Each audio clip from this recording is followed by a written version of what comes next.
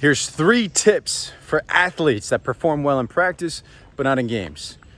If you're new to the channel, hey guys, I'm Sam Nott. I'm the owner of Sam Nott Research International. I help athletes eliminate self-sabotage and play at the level that they know they're capable of playing. And I help athletes that want a little bit of a competitive edge through their mental and emotional conditioning.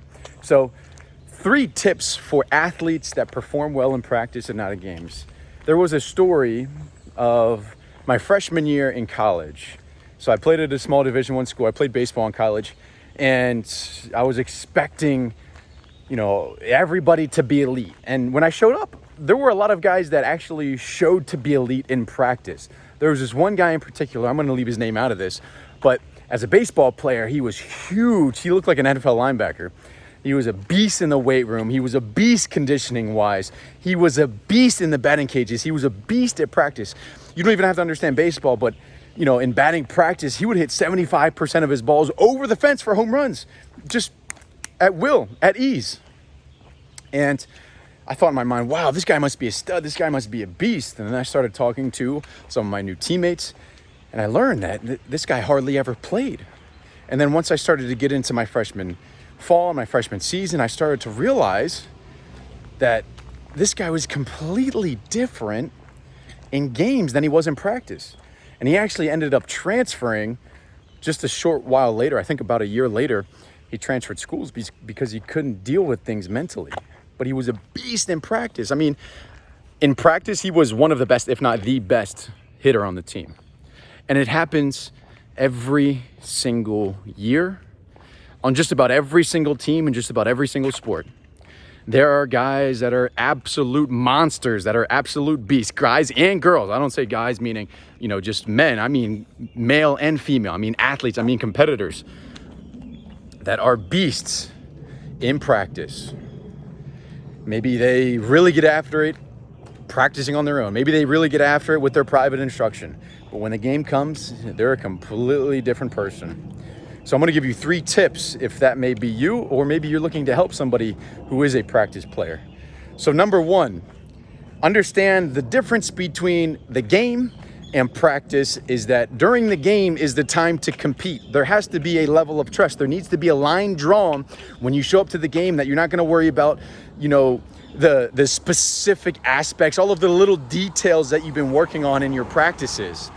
The fundamental movements of your body, the biomechanical movements of your body. You're not going to worry about those things. And you're going to trust the work you've put into practice. That's number 1. You've got to show up and you've got to learn how to compete. And part of competing is trusting the work you put into your practice.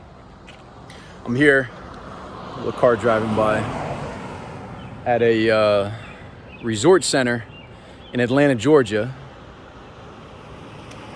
And I'm here on a business mastermind meeting. But they've got all of these beautiful trails. I had to get out and explore a little bit. I'm gonna show you guys a lake here in just a minute. You've got to realize, you've got to draw the line, you've got to trust the work you put into practice. The second piece, hold on one more second. There's a loud truck going by this time. Big boy. The second piece of transferring your skills from practice to games comes from Kobe Bryant. Kobe Bryant says, and I think this is such a good piece of information, especially for amateur athletes, get over yourself. Get over yourself.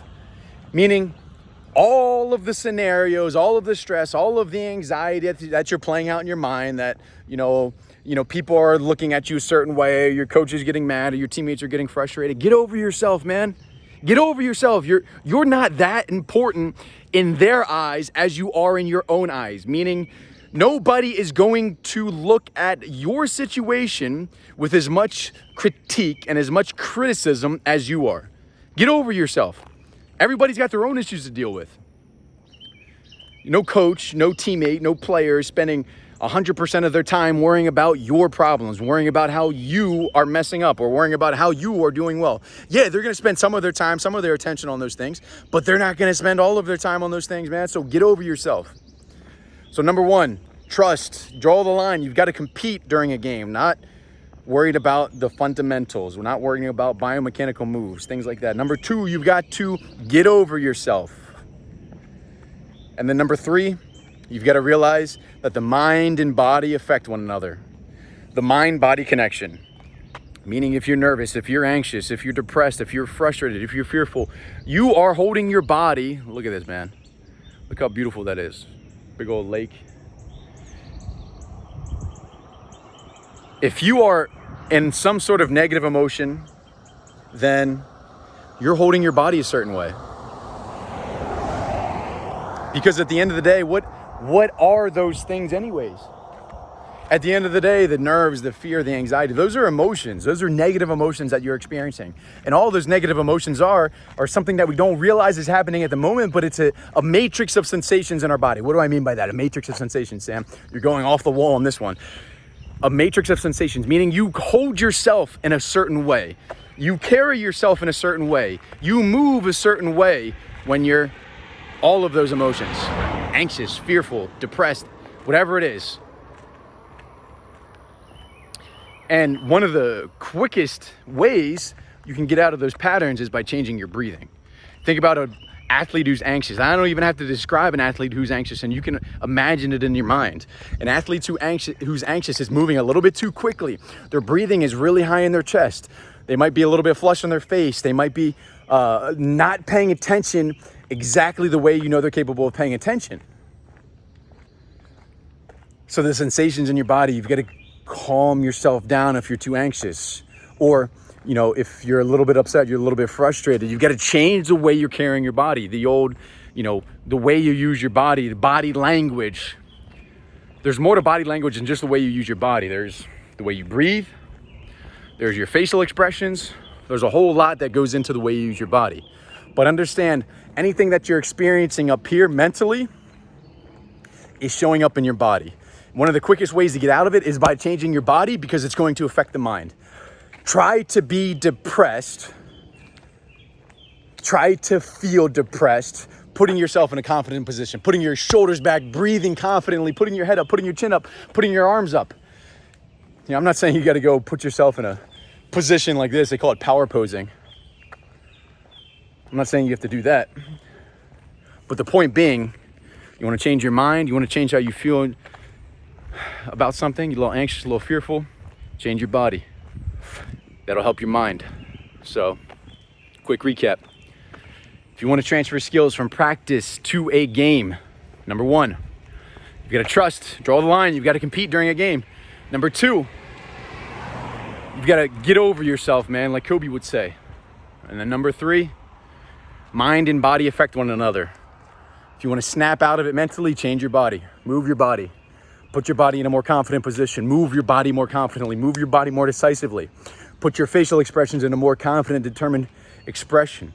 And you're going to start to feel that way. So, got a little sweat going out here. Anyways, appreciate you guys.